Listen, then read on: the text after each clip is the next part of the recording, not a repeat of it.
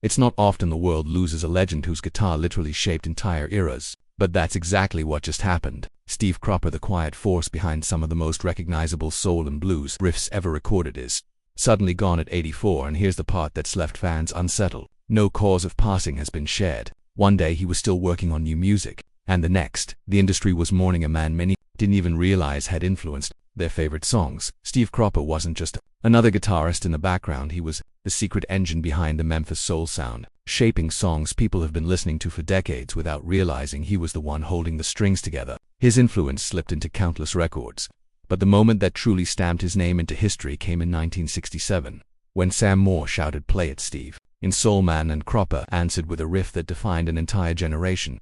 What made his work even more powerful was where it happened. Stax Records wasn't just a studio. It was one of the only places in a divided era where race meant nothing and the music meant everything. Inside those walls, Cropper, Booker T. Jones, Donald Duck Dunn, and Al Jackson created hits as a racially integrated band long before anyone thought it was possible. And musicians who worked with him always said the same thing. He was the quiet genius, the guy who didn't need attention because his guitar said enough on its own. Even in his last interviews, Cropper explained his approach in the simplest, most humble way. He said he never focused on showing off. He listened to everyone else first, the singer, the groove, the emotion, and then slipped his part in like it was always meant to be there. That was his magic. But behind all that success, something else was unfolding. In his final days, things took a turn no one expected. Reports suggest he'd suffered a fall not long before his passing, and friends say he was recovering at a rehabilitation center in Nashville. Eddie Gore, one of the people closest to him, visited him just a day before the news broke, and according to Gore, they were still talking about new music, still shaping ideas, still creating like nothing could slow him down.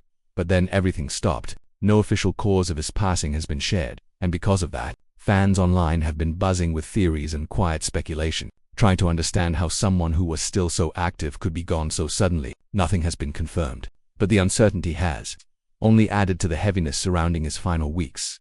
What makes it even more emotional is how deeply his loss hit the people who built Stax Records with him. The Soulsville Foundation, former collaborators, and musicians from every corner of the industry reacted with the same shock, not just mourning a legend, but someone they considered the heart of a community. And now fans are left wondering what the future of his legacy looks like. Steve Cropper's passing leaves a space in soul, R&B, and rock that no one else can truly fill. His guitar lines shaped entire eras, his writing powered some of the biggest records in American music, and his quiet style influenced generations of players who still study his work today even if they don't always realize it. His sound lives on in modern music, echoed in riffs, rhythms, and the countless artists who grew up modeling themselves after the foundation he built.